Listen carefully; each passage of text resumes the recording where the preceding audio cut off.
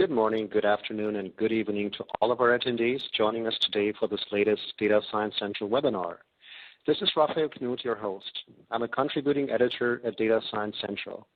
I'd like to start our event off today by thanking Gurobi for sponsoring today's event.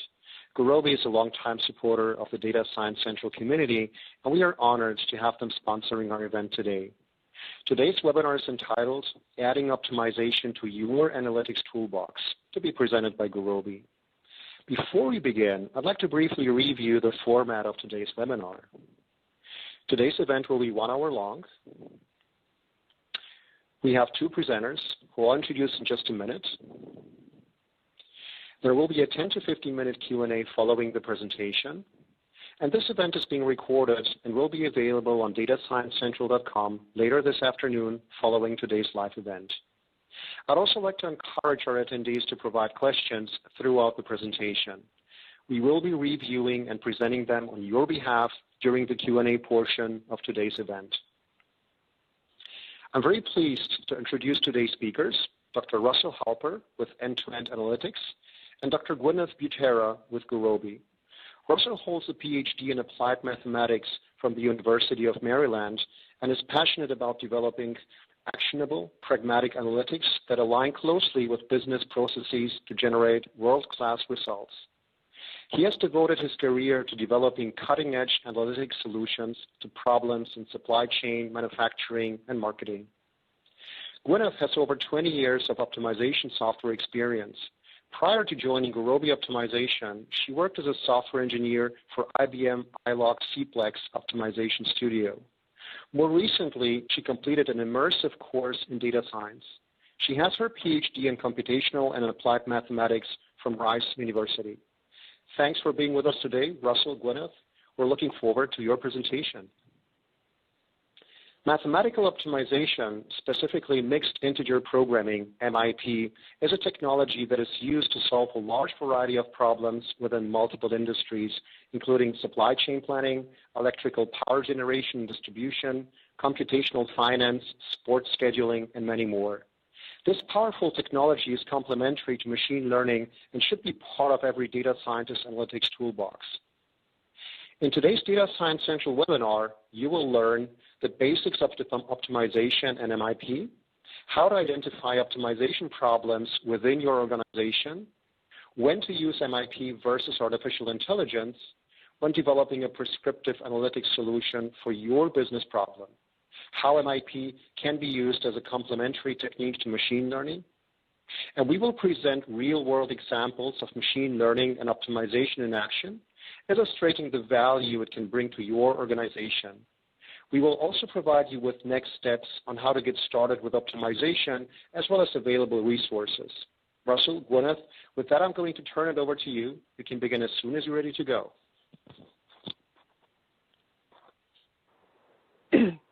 Hi, everyone. This is Gwyneth Butera, and welcome to today's webinar. I'm happy to be here and talk to you about some of this fun stuff.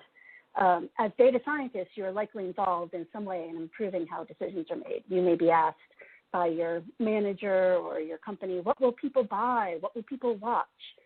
To answer, you create and tune some predictive models, and given a set of predictions, though, how can you make great decisions? Well, that would be optimization. Also, consider that within many machine learning techniques, there are choices that must be made, such as what parameters you want to use, what techniques you want to use, and more. And what can help you make those choices? Optimization. So in today's webinar, I will start by giving a general overview of optimization, more specifically mixed integer programming, or MIP for short. MIP is a subset of the more general class of mathematical optimization, of mathematical programming problems. One thing to note here is the word programming refers to planning, as in a choice of a program of action, and not computer programming, as I actually thought when I was a kid. I will then discuss how optimization problems are modeled and give a summary of some of the algorithms that we use for solving these problems.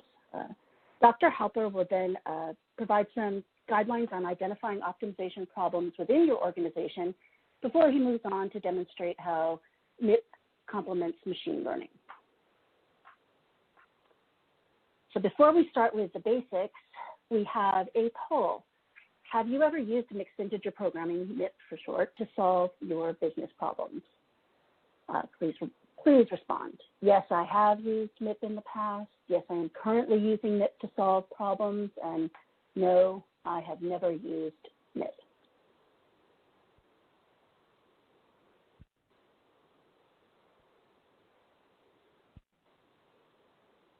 Cool.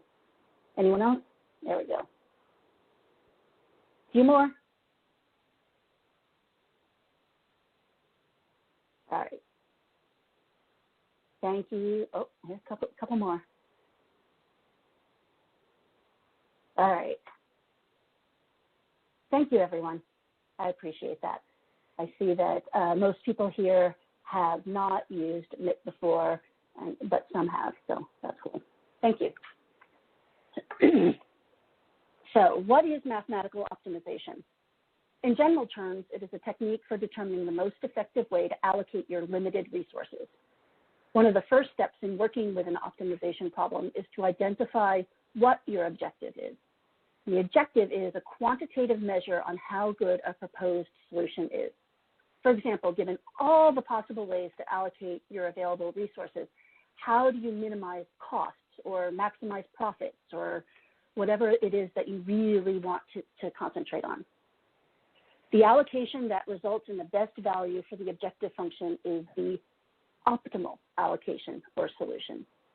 For the basic form of an optimization problem, we need to first determine the decision variables. In this picture here, that would be the X. These decision variables are the unknowns to which we want to assign values that represent the choices that we have to make. Typically, these variables are restricted to taking floating point, binary, or integer variables. And you can see that in the bottom. Some or all of the xj must take integer values, and some can be continuous with a floating point. A decision variable might represent how much butter do we provide in a daily ration. That would be a floating point because it can vary. It doesn't have to be 1 tablespoon. It could be 1.2 tablespoons. Or how many machines should we spin up? That would be a general integer because we're asking how many. Or whether or not we open a proposed distribution center. That would be a binary. Open, don't open. These choices or decision variables have restrictions on them, such as a daily ration must have at least 2,000 calories, or only 4 distribution centers of the possible 6 can be opened. These restrictions are represented by constraints. So the constraints here, AX equals B, or you can do AX is less than or equal to B. And the X's are bound by lower bound and upper bound as well. If a set of values for the decision variables, the X's, satisfies all of the constraints, we call this set of values a feasible solution. It's a possible solution. It doesn't violate any of the constraints. Over all of the feasible solutions, we want to find the optimal one, the one that gives the best value for our objective function, which is here objective. Minimize or maximize some coefficients with our decision variables. So the types of mathematical programming problems include linear programs. In a linear program or linear programming problem, all the decision variables are continuous. They're floating point. They measure things like volumes or percentages. The objective function of a linear program is linear, and all the constraints are linear combinations of the decision variables. You see here the matrix A multiplied by the vector X. In this case, the region of the feasible or the possible solutions is convex. Mixed integer programs are similar to linear programs, but some of the decision variables are required to take discrete values, usually modeled as integers. That's down here, the integer values, such as the number of machines to buy or spin up, or how many shirts to stock in your store. We say mixed here because mixed integer programming can include continuous decision variables as well as discrete ones. So some must take integer values. In this case, of mixed integer programming, the feasible solutions are disjoint like a lattice.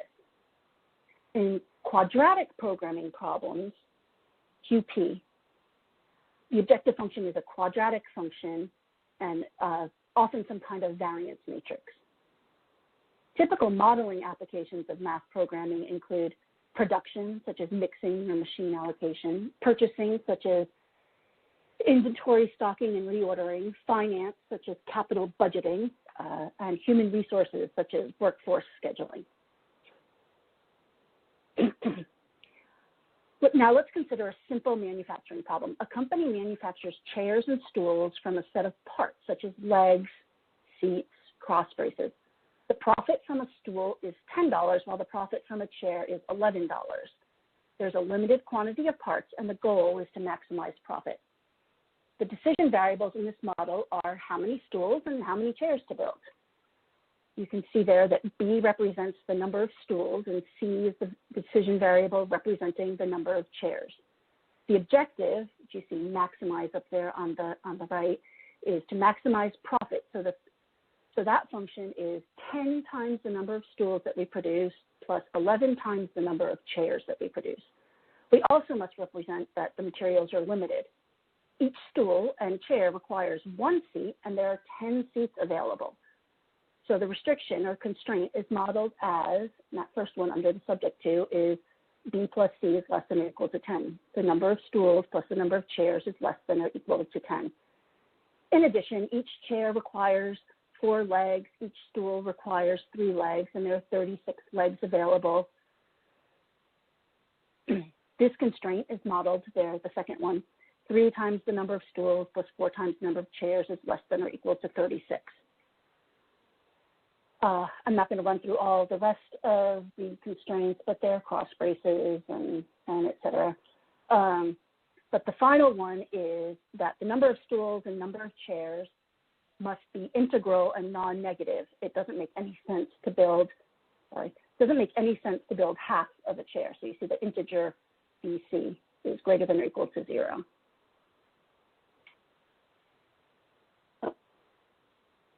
So now that we've seen a basic mixed integer programming model, let's consider one that's a bit more interesting. An often used example is sports scheduling. The basic idea is given a set of teams and time slots, let's produce a schedule for the matches between the teams. The schedule should be fair and exciting or profitable, but must also obey the league rules, such as the number of home and away games, and not have scheduling conflicts because of venue restrictions. The stadium is already occupied by somebody else. So to define that, what do we have to consider what the decisions are. What are we trying to decide? And in this case, we're choosing to represent each team pairing weak combination as a binary decision variable. The question is that variable represents, do these 2 given teams play on this week? Yes or no, that's the binary. Thus, if there are 5 teams and 4 weeks, we would have 5 times 5 times 4 decision variables. So 1 combination for each possible combination, 1 variable for each possible combination. Of course, a team could never play itself, obviously, but we can add that restriction as a constraint very easily. We also need to create restrictions that each team plays exactly 1 game per week. That's a linear constraint as represented here, x plus x, x with the subscripts plus x with the subscripts plus x is 1 there. And each team must play each other team exactly once. Again, a linear constraint of our decision with our decision variables. Some other constraints that we might want to consider in our sports scheduling model are prohibiting certain games. Team 1 and Team 4 can't play in week 3 for some reason. There are certain required games because it's homecoming week or whatever the special thing is, and there's certain back-to-back games that can't be played. So the objective, or what's our best? What are we really shooting for? What's the objective? given the projected TV audience for each pair and each week, thanks machine learning, you've told us what we can predict for our TV audience for each game. Let's maximize the total audience. So here's a schedule. You can see that modeling even a small schedule can get complicated very quickly, especially as the restrictions grow. All of these are constraints that we need to consider in our model.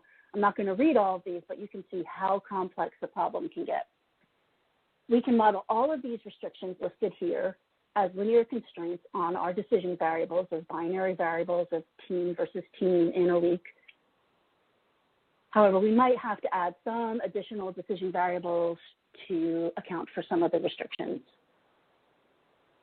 And these problems can get really, really big. Oops, sorry. One of the problems from the NFL had 25,000 constraints and 20,000 decision variables, of which 3,600 are binary variables. That's pretty big. Not the biggest we've seen, but pretty big. But this particular MIP was taking days or weeks to solve, even on the fastest computers. So it's a huge problem that is very difficult to solve. And so speaking of size of problems, at Gurobi we are often asked if a particular model is large compared to the models that Gurobi typically solves. This scatter plot of the 6,000 models in our internal benchmark set gives an indication of typical sizes. These models have been collected through the years and include academic, public domain, and customer models. Along the x-axis is the number of constraints. Along the y-axis is the number of decision variables, and each dot represents one model in our test set. The red lines that you see there separate some special models for us. The first set is the lower red that contains more models in the upper right-hand corner. Those are models with 100,000 decision variables and 100,000 constraints, the restrictions. And then the other red line represents the models that have 1 million variables and constraints. So you can see we have many models in the over 100,000 category. Models with over 1 million variables and constraints represent some of our largest and most difficult models. So how do we solve these math programming problems that we've modeled, even knowing that they're so large and so complex? Well, our first step is to look at linear programming. It's kind of the basic method that many of our techniques are built on. For linear programming, remember that the decision variables do not take discrete values. These are continuous. In this model, you see at the top max x plus 1. The objective is to maximize that sum of those two decision variables, which are both restricted to be non-negative down there in the subject 2.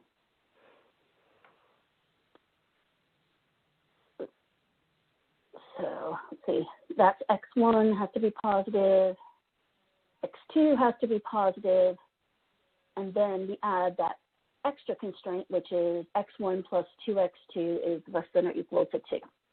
So we see that in our graph here, the feasible region is that one under the line, so that triangle that goes from the origin up to the line. So how do we solve this problem? We want to find the optimal solution in this area. That's the dark shaded one. Well, starting at the origin, we take this objective function and we start moving it up through our feasible region until we've gone as far as we can go. There. That is an optimal solution. It's important to note in linear programming, the set of optimal solutions is always going to contain at least one vertex, one of those corner points of that polygon of feasible solutions. One algorithm for pushing this objective that way is the simplex method, which was introduced by George Dantzig in 1947. This algorithm pushes the objective function up from one vertex of the polygon to the neighboring vertex in a way that improves the value of the objective function. The simplex method is a deterministic algorithm. As long as certain tie-breaking rules are observed, the algorithm will terminate with the optimal solution, assuming that the feasible region is not unbounded or in the direction of the objective or empty. If the feasible region is empty, then your constraints are too restrictive and there is absolutely no solution. Other algorithms have been developed, and they include the dual simplex, which in simple terms, it uses a similar method to the simplex method, but it solves the transpose of the original problem. And also interior point methods, which kind of trace the path through the middle of the feasible region. While interior point algorithms are polynomial in time, they can include expensive calculations. In contrast, the simplex method could be exponential in the worst case, but it is very efficient in practice.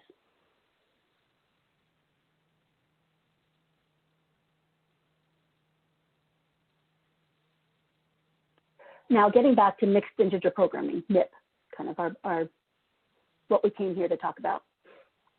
We see that although the feasible region may almost look like that of a linear programming problem, if we take all of those constraints and put them into the graph, we can see that we've got multiple vertices that show the that delineate that feasible region, which is that dark purple one. And so it almost looks like an LP, but then we have to add the integer constraint that says that the two decision variables must be integral, which then means that we're not in that dark purple area anymore. We are those dots within the dark purple area. And so it's a lattice of discrete points and not a convex polygon. And so algorithmically, we are not good at exploring this integer lattice. Even a simple 0, 1 cube in n dimensions would have 2 to the n points in it.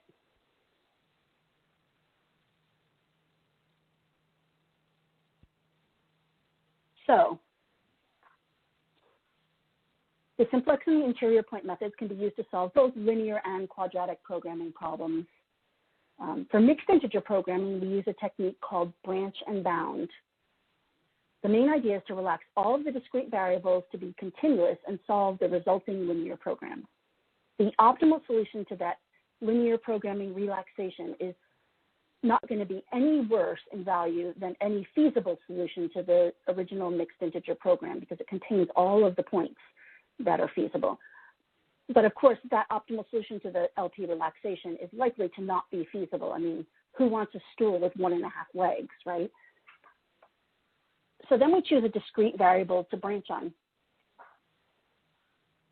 When we branch on a binary variable, we create two new subproblems of the original problem, one in which we fix that the variable will take the value 1, and one in which we fix that same variable to 0. We repeat the process and build a binary search tree.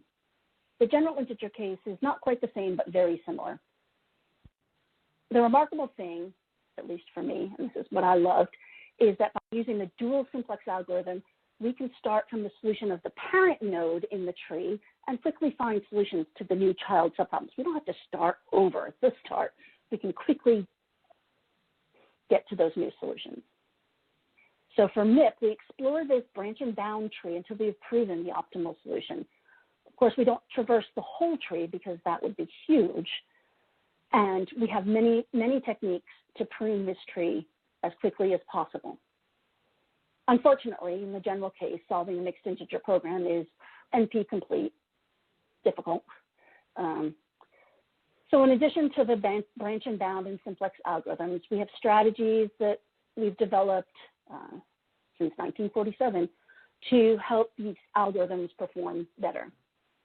In fact, I went to a thesis defense a few weeks ago where the student was using machine learning to help in how to solve classes of mixed integer programs more efficiently. A great combination of machine learning and mixed integer programming. So some of the strategies in mixed integer programming that we use are heuristics to help find good solutions for mixed integer programs quickly. You've probably heard of some of these swapping techniques or greedy algorithms, et cetera. We have cutting plane techniques that, if I go back, I'll probably mess this up, that take this lattice and they can figure out, oh, there's a line that cuts off some of the not integer stuff but keeps all of the good purple dots. Those are cutting planes. And lazy constraints. Lazy constraints are constraints that we add only when we need them. If that lazy constraint is violated, we throw it into the problem and make sure that it's not violated anymore. This helps reduce the size of the problem for each given node in the branch and bound tree, and it's often used when solving the traveling salesman problem, which is a very famous problem in mixed integer programming. So back to what I was. So what makes mixed integer programming difficult? As I mentioned before, while the interior point algorithm for solving a linear program is polynomial time, mixed integer programming is NP complete. There are cases that without good heuristics and strategies, the problem just takes too long to solve directly. In addition, when using floating point arithmetic, we can get to numerical issues, especially when the range of values is very large. If you compare a decision variable that has to be of the magnitude 10 to the 6th to one that is closer to 10 to the minus 13th, you get issues. One example that I've heard in the past is when the Navy needs to buy something and they include in their same mixed integer programming problem the number of pencils and the number of battleships.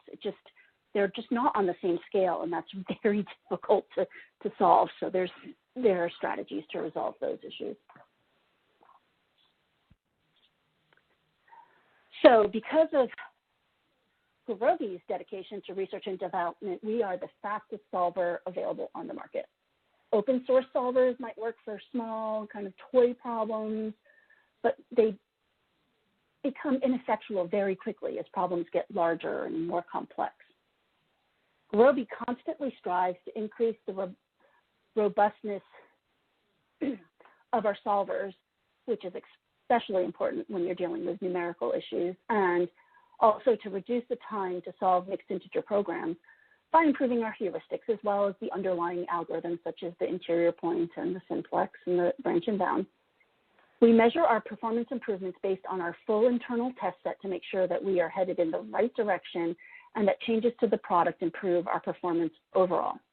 This chart looks at performance of Gurobi from version 1.1 to 8.0.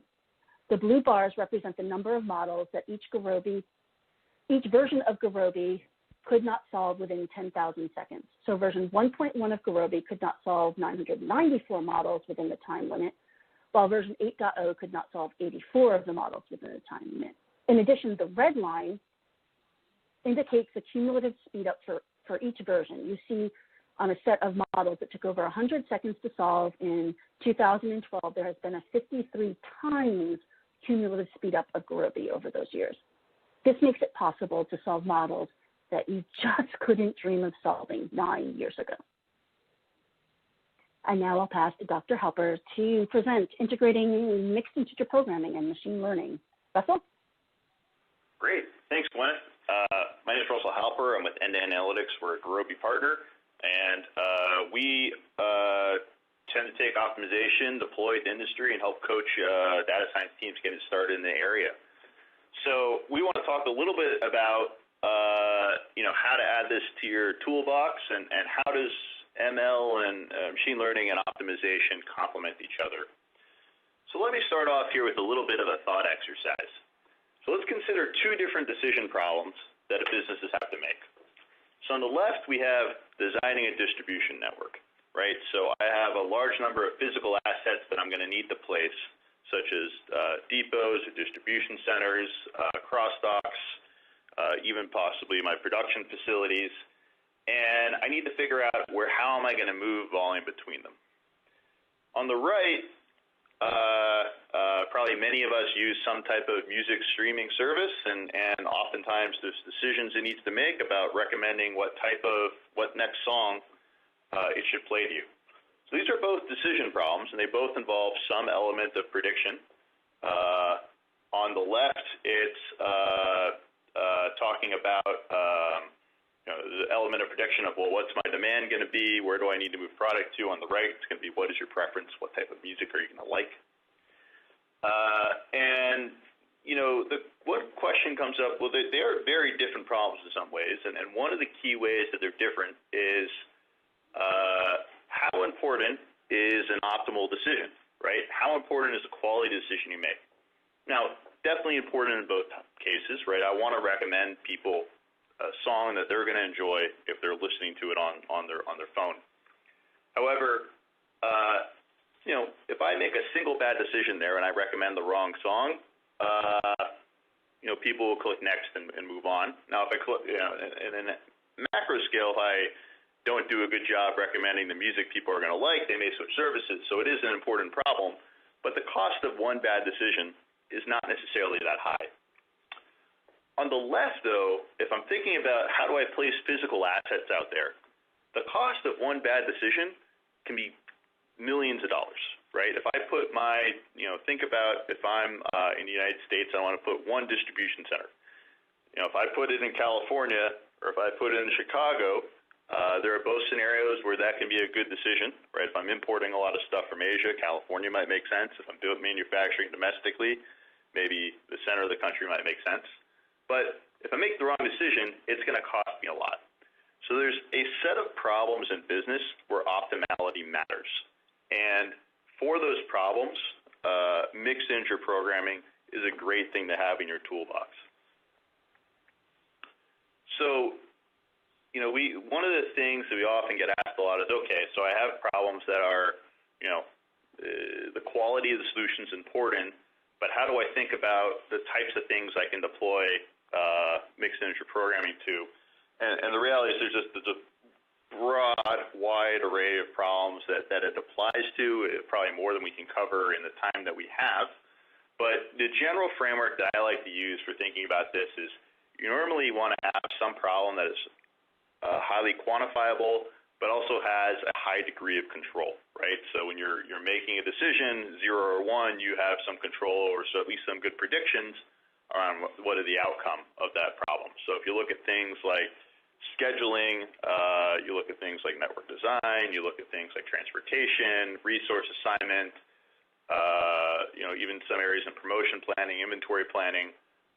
There's a whole area in finance in terms of determining what type of portfolio I'm going to have. This is a commonly deployed technique in energy problems about figuring out how we're going to run our physical assets. But in all these problems, there's both this notion of having a reasonably high degree of control, right? So if I decide if I have a lever, I can turn something on or off, and the problems are reasonably quantifiable.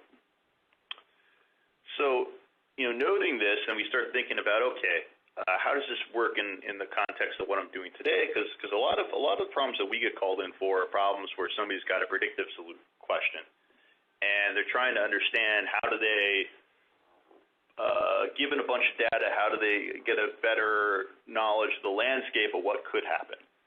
So there's this natural transition from what could happen to what will happen, and that's where this interplay of how does optimization and MIP complement machine learning comes into play.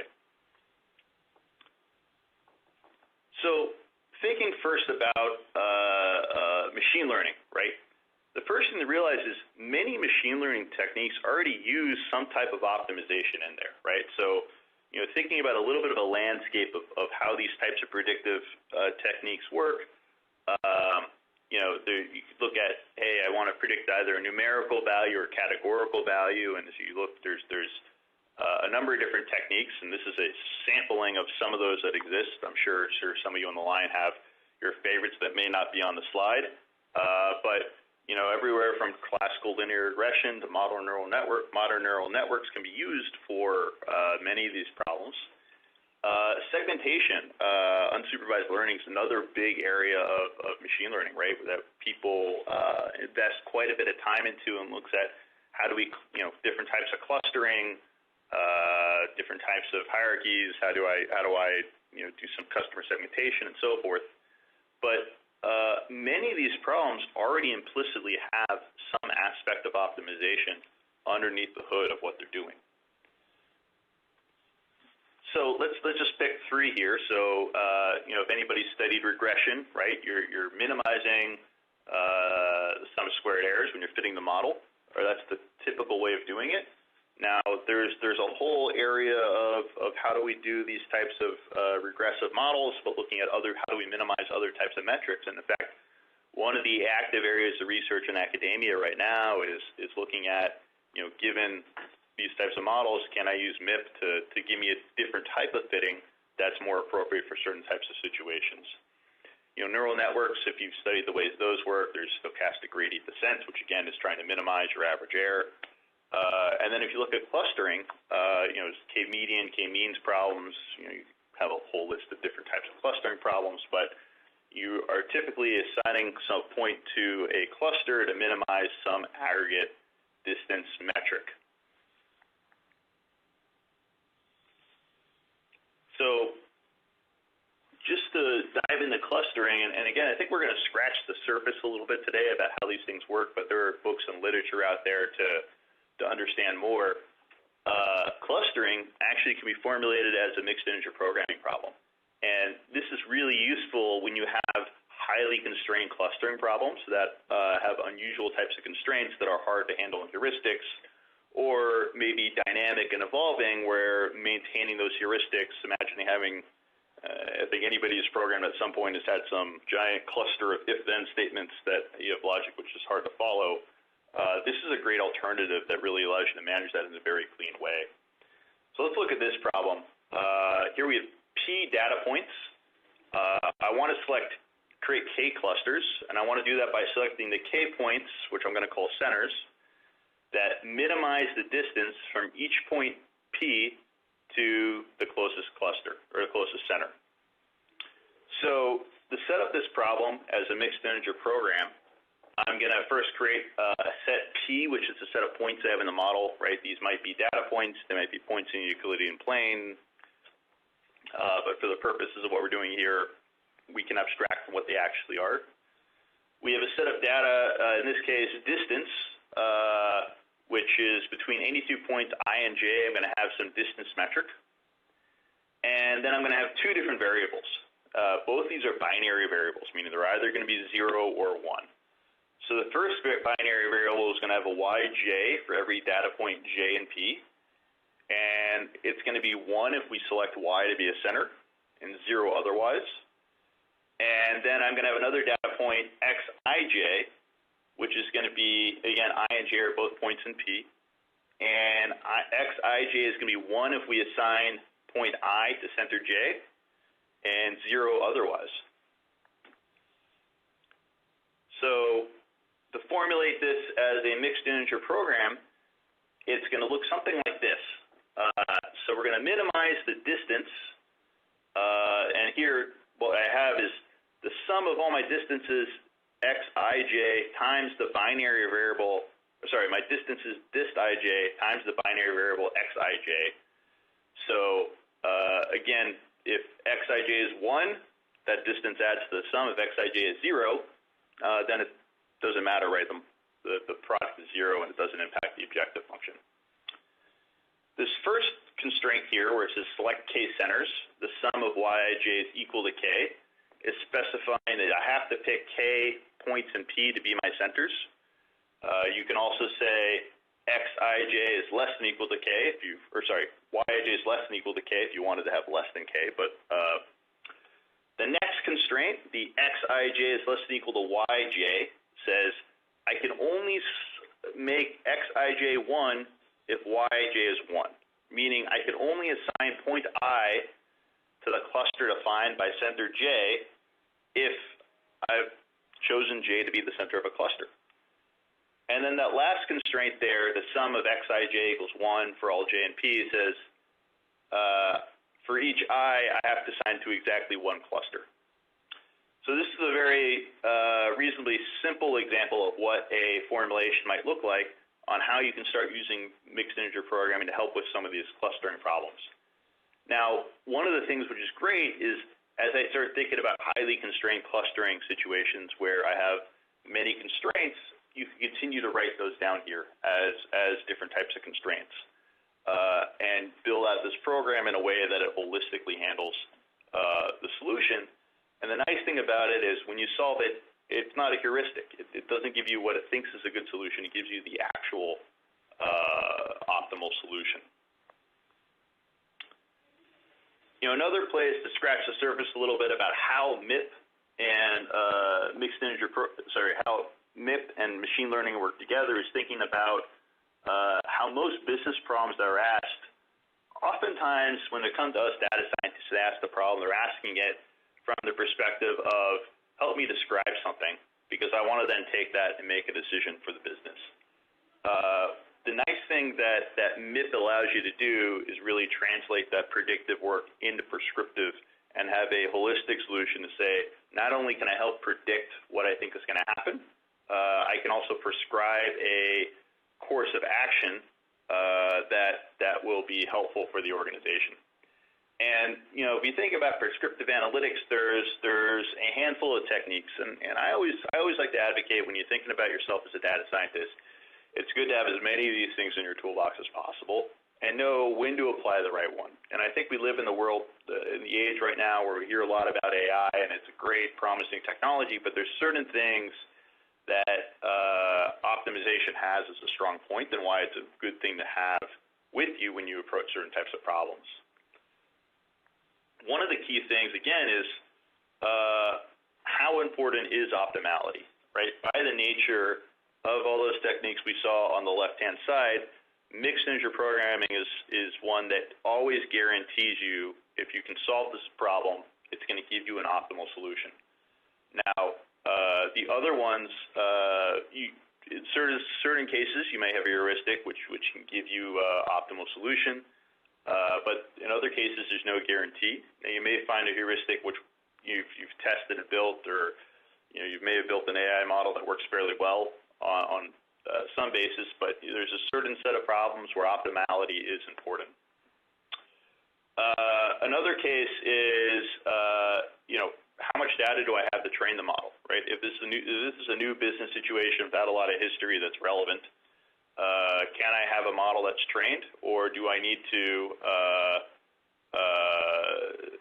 go and work on something new? The nice thing about optimization is, while you need some data to guide the solution, you don't necessarily need the actual history to make it work. And there's a bunch of other things to consider, right? What type of scenarios need to be run? What type of sensitivity analysis do I need? Do you need more than one solution, right? Oftentimes for strategic types of problems, you may want to find what are my top 10 most optimal solutions, and then I can weigh in qualitative business considerations against the quantitative result. And another thing to consider is how big is the problem. Another example of where this is applied, where you can look at how do you apply one leading into the other, is looking at the combination of a predictive model and a machine learning model working together. So this is an example. We have 200 different retail stores that have 1,400 employees. This is a real live client of ours. Demand varies throughout the day, and they're trying to figure out, how do I staff my stores? And while respecting all sorts of complicated labor laws and other types of pragmatic considerations, right? It can't have somebody come in for 30 minutes. So there's an element here of both prediction and prescription, right? So from a predictive point of view, what we're going to care about is, how do we go from understand how many hours or how much workload there is per se throughout the store. And one of the great pieces of information we had for this problem was looking at register sales. So we go in and we look at register sales over time, and we look at how do you factor in other types of key drivers, right? So day of week might be important. Probably you might have more people coming in on a Saturday or Sunday than during the week. If it's rainy outside, that could be affecting your volume because maybe people aren't coming out.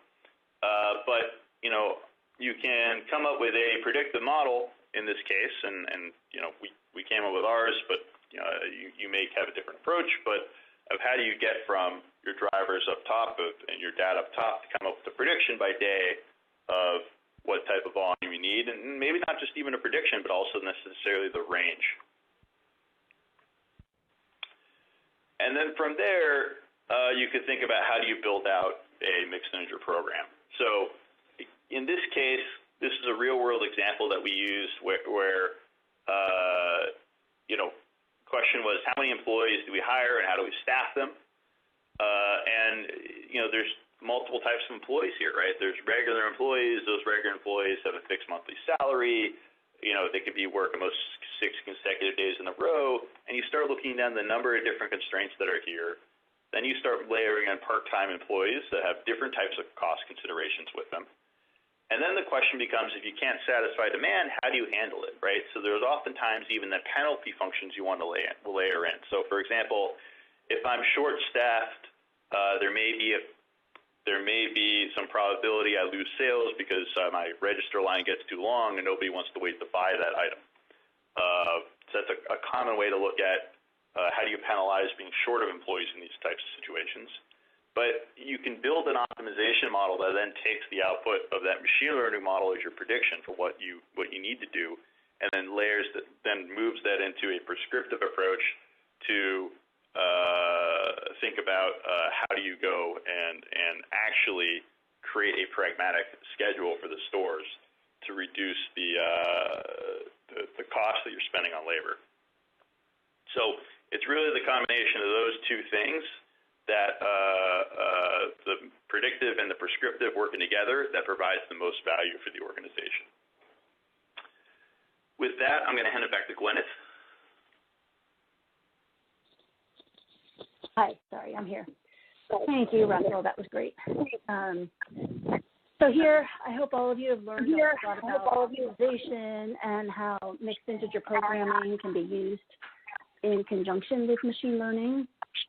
If you would like to learn more about Gurobi and what we have to offer, I invite you to access Gurobi.com and browse through the resources on our website, which include code examples, webinar recordings, our documentation, and more information on how to get started with optimization. We also invite you to request a 30-day trial of Gurobi to check it out on your own and see how you can integrate it within your current projects or future projects. We also have a webinar coming up next week on May 21st and 22nd regarding our optimization application demos.